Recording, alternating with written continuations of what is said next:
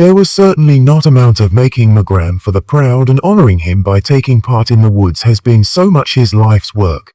And I definitely fits I have met about the envelope was sealed with the late Queen's own hand inside, a decision that would shake the royal family to its core. Lady Louise Windsor, the granddaughter, stayed in the shadows while her cousins grabbed headlines, has just inherited one of the most treasured properties in the royal est. But here's where it gets interesting. Prince William personally intervened to ensure it happened, and Queen Camilla, she wasn't even consulted. This isn't just about a cottage, this is about loyalty, legacy, and a 22-year-old who might be the royal family.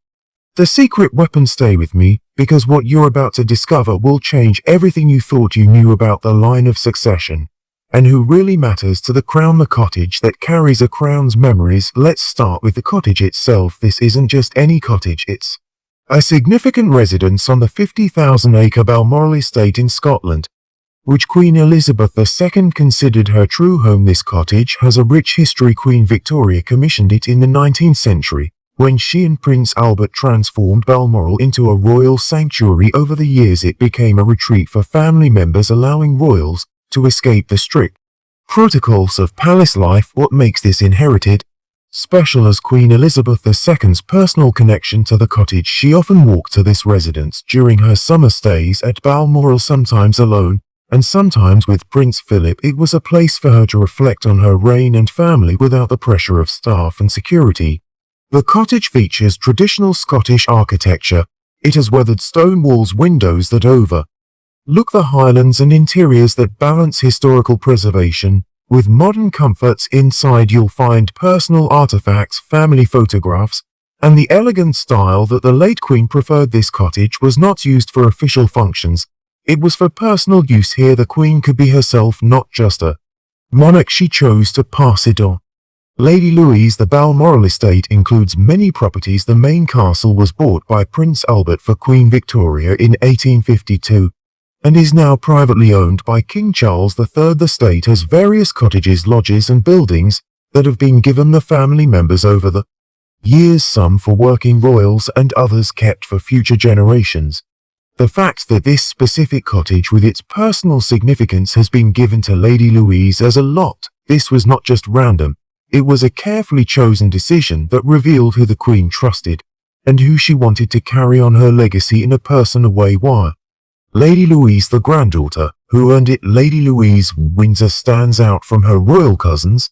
It's while Princes William and Harry often grab headlines and Princesses Beatrice and Eugenie enjoy glamorous events, Louise has remained mostly out of the spotlight. This was by choice. Born in 2003 to Prince Edward and Sophie, Countess of Wessex, Louise grew up differently from most royals. Her parents decided not to give their children time idols, allowing them to choose between royal life and their own paths. Louise attended regular schools, had friends outside the royal circle, and was raised with values of education, humility, and service rather than privilege. What makes Louise unique is her decision to fulfill her royal duty without seeking attention. After her grandmother, the Queen, died in September 2022, Louise was seen at the vigil dressed in mourning attire. Eyewitnesses noted that while other young royals seemed aware of the cameras, Louise looked genuinely lost in grief. She was not acting, she was truly mourning. Sources say Louise spent a lot of time with her grandmother during the pandemic. While the Queen stayed at Windsor Castle, Louise, who studied at St Andrews University, he visited often. They bonded over their shared love of horses and carriage driving. The Queen, a skilled carriage driver, taught Louise the craft, sharing not your skills, but family traditions. Their relationship went beyond shared interests. The Queen appreciated Louise's discretion, unlike many royals who have publicly shared their stories and grievances. Louise kept personal matters private. She never leaked information, sought publicity, or used her royal status for personal gain. After the Queen's death, it was revealed that Louise was one of the few family members who had the Queen's personal mobile number. This personal connection outside the usual royal channels showed a significant level of trust. Louise also represented the traditional view of royal duty as service, not fame. While at university, she worked part-time at a garden centre, took public transport, and stood in lines like others. When called for royal duties, she handled them with grace and dignity. The Queen once said, "Louise, understands what it means to be royal without needing to be reminded. This understanding of duty, without entitlement, makes Louise a fitting heir to a cottage as meaningful as this one Prince William's surprising intervention. The story takes an unexpected turn regarding Queen Elizabeth II's, while there were questions about how her possessions would be divided, as is often the case. And wealthy families, they will clearly state that a cottage would go to Lady Louise, but there were many concerns about whether this was the right choice. Prince William got involved. Sources say he made it clear that his grandmother's wishes for Lady Louise should be followed without hesitation. But William did more than agree. He actively supported Louise's inheritance and ensured nothing would get in the way of the Queen's wishes. Why did William care so much about this particular matter? It shows his vision for the monarchy's future. First, William and Louise share a close relationship. They both understand the challenge of balancing royal duties and personal lives. They have faced intense public attention while trying to keep some privacy. William admires how much surely Louise handles these pressures. Second, Liam thinks about the royal family's future. He believes that needs members who are dedicated to service but can stay out of the spotlight. Louise is a perfect example of this type of royal. William is also trying to modernize the monarchy while respecting traditions. His support for Louise sends important messages to the family. It shows he values loyalty and discretion to the public. It shows that the monarchy values true service over mere proximity to the throne. For future royals, it indicates that hard work will be recognized on a personal level. William observed his grandmother and her later years. He saw her frustrations with certain family members and understood who truly brought her comfort. Louise was part of that small group by ensuring that she received this inheritance. William honored both his grandmother's wishes and her emotional legacy. William also sees Louise as someone who could take on more royal duties in the future. The monarchy needs dependable royals who can represent the family without causing scandals. Louise fits that bill well. This inheritance acknowledges her past service and invests in her future potential.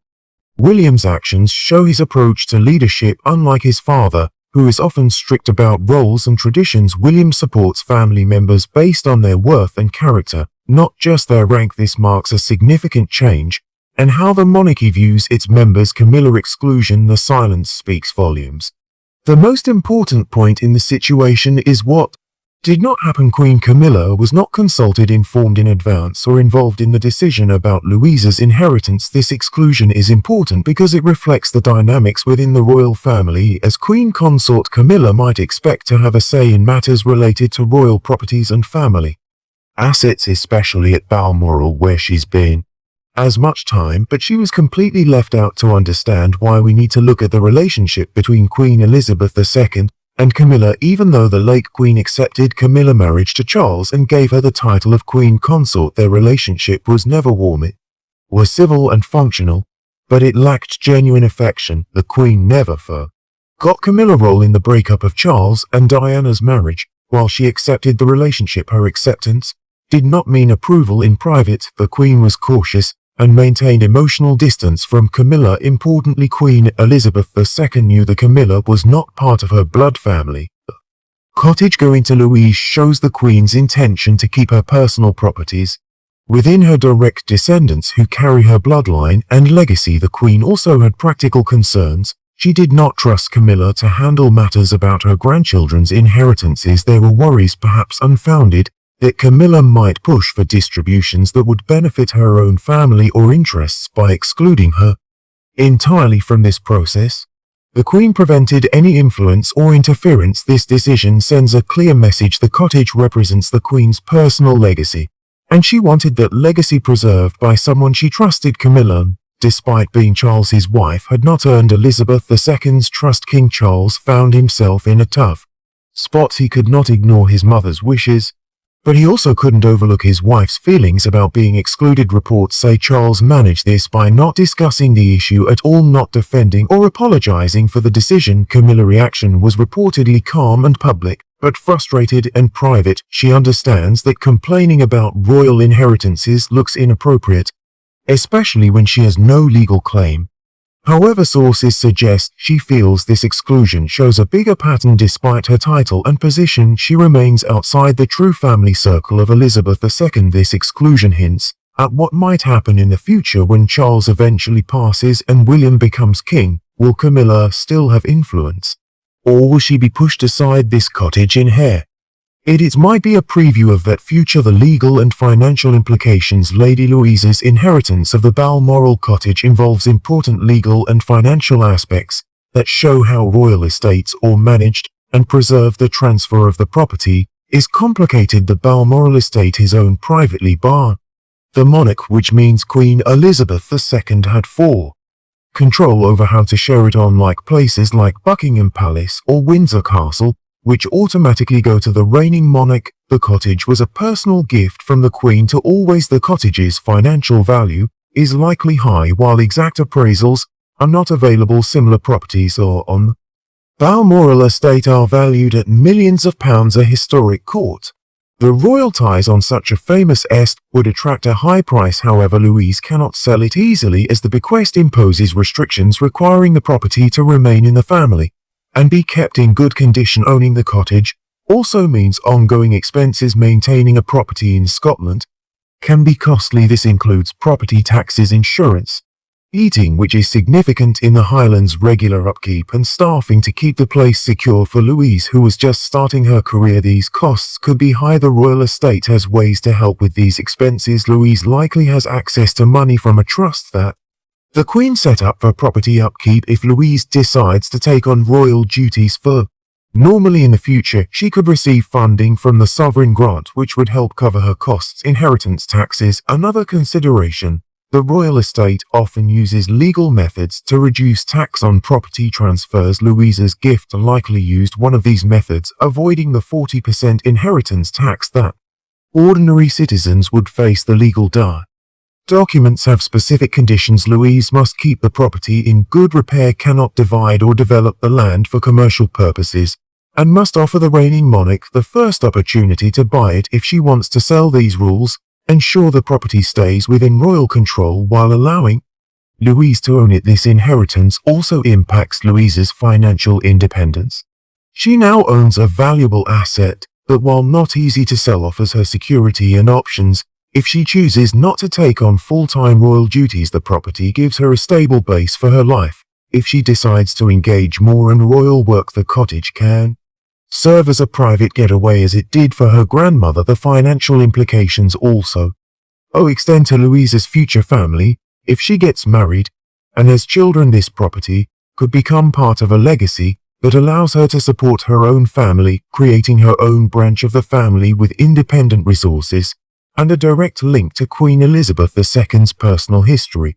What this means for the future of the monarchy. This inheritance might seem like a simple transfer of property, but it actually shows how the British monarchy is changing and what it might look like under William's future reign. For years, royal importance was based on how close you were to the throne. However, this inheritance emphasizes merit. Louise, who is 60 than line to the throne and unlikely to reign, is given a property of great sentimental and historical value due to her character and service rather than her birth order. This change is important because the monarchy needs to stay relevant in a democratic age. The answer seems to be to show value through service rather than relying on bloodline. Louise perfectly represents this new approach. Prince William is working to create a monarchy that includes dependable, no-drama family members who share the workload without causing controversies. Louise fits this vision well. She can take on engagements, represent the family at events, and maintain the visibility needed for a modern monarchy without any scandal or excessive media attention. Also, excluding Camilla from this decision indicates a shift in power dynamics. William is positioning the direct descendants of Queen Elizabeth II as the main decision-makers regarding legacy and heritage. This creates a clear hierarchy that may become more significant as William's reign approaches. There is also an important message about values in a time when some royals profit from their status. Louise's inheritance shows appreciation for discretion and service. It signals that loyalty and good character will be rewarded for the public. This story provides a refreshing view in a royal family often linked with scandal and drama. Here is a young woman who quietly and effectively does her duty. She shows that the monarchy can evolve while keeping the dignity and grace that have made it an enduring institution. Looking ahead, it's likely that Lady Louise Windsor will take on more formal royal duties in the coming years. This inheritance represents not just the past, but also an investment in the monarchy's future, indicating that character, not celebrity, will shape the crown's next chapter. So here we have a cottage in Scotland, a young woman who earned her grandmother's trust, and a future king who has prioritized merit. This import and story isn't often in the tabloids, but it may be the most crucial one of all. What do you think? Is Lady Louise the future of a modernized monarchy, or should royal properties remain with senior working royals? Only let me know in the comments below. If you found this discussion valuable, hit that subscribe button. There are many more untold royal stories to discover,